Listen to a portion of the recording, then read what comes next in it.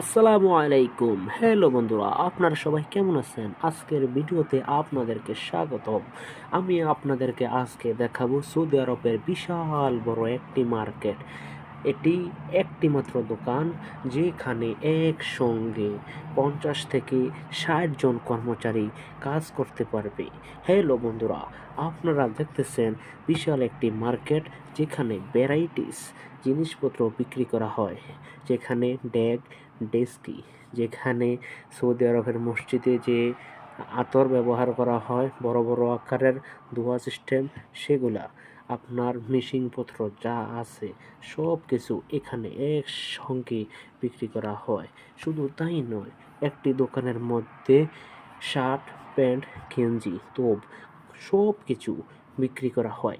আপনি যদি একটি দোকানে আপনি যদি প্রবেশ করেন, তাহলে আপনার পরিবারের জন্য